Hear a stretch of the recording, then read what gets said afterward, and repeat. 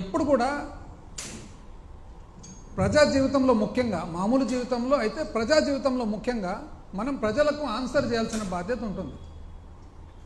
Abraham Lincoln మాజీ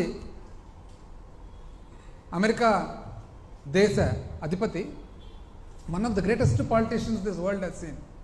ఆయన ఏమన్నారు, ఒక వ్యక్తిని జీవితాంతము అబద్ధాలు చెప్పొచ్చు, అందరికీ ఒక్కసారి అబద్ధం చెప్పొచ్చు, కానీ అందరికీ జీవితాంతం అబద్ధం చెప్పాలంటే కుదరదు, ఏమాత్రం కుదరదు. స్ట్రైట్ అవే 30వ పేజీకి పోతే ఏమంటున్నారు మీరు? 30వ పేజీలో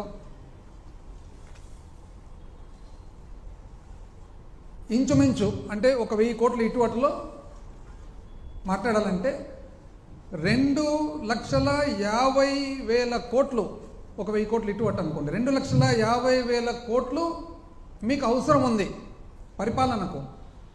ఏం పరిపాలన అదేది?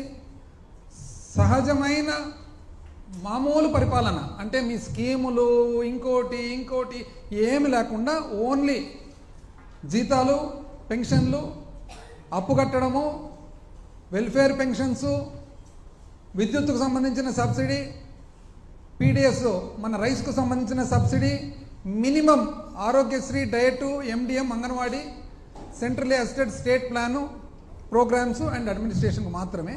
అయితే 2,40,000 కోట్లు మీకు ఆదాయం ఉంది. 10,000 కోట్లు అసలు ఈ మామూలు కేవలం జీతాలు, భత్యాలు, అప్పు అండ్ మన వెల్ఫేర్ పెన్షన్స్కు సంబంధించిన పరిపాలనకే 10,000 కోట్ల అప్పు ఉంది, తక్కువ అవుతుంది.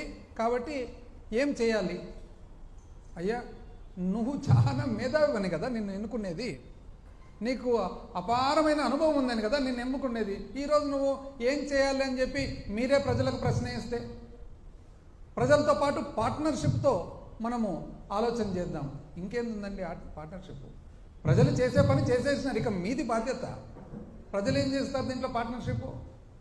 ప్రజలు వెయిట్ చేస్తున్నారు, వేచి అసలు ఎప్పుడెప్పుడు మీరు ప్రతి ఒక్క ఇంట్లో ఉండే ప్రతి పిల్లలకు అమ్మఒడిస్తారు, ఎప్పుడెప్పుడు 18 ఏళ్ళు నిండంగానే మహిళలకు మీరు నెలకు 1,500 ఇస్తారు, ఎప్పుడెప్పుడు 60 సంవత్సరాల ముందే 50 సంవత్సరాలకే మీరు 4,000 రూపాయలు పెన్షన్ ఇస్తారు, ఎప్పుడెప్పుడు మీరు రైతు భరోసా 20,000 రూపాయలు సంవత్సరానికి ఇస్తారు, ఎప్పుడెప్పుడు మీరు మన అన్ఎంప్లాయిడ్ యూత్కి అంతా కూడా, నిరుద్యోగులకు అందరికి కూడా మీరు నెల నెల డబ్బులు ఇస్తారని చెప్పి అసలు కాసుకొని ఉన్నారు అందరూ.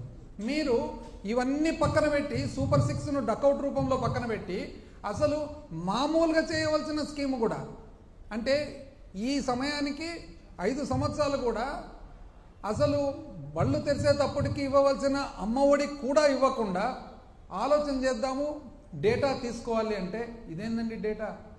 అంటే మీరు 6 వైట్ పేపర్లు రిలీజ్ చేస్తారే, డేటా లేకుండానే రిలీజ్ చేస్తారా? అంటే డేటా లేకుండా వైట్ పేపర్ రిలీజ్ చేస్తారా?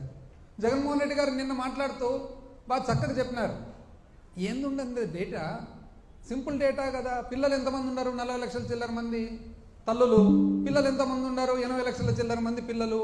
80 లక్షల చిల్లరు ఇంటూ 15,000 మీరు చెప్పినదే. దానికి ఏమి అంత పెద్ద డేటా ఏముంటుంది దీంట్లో? ఇంకా డేటా కావాలి అని అంటారు.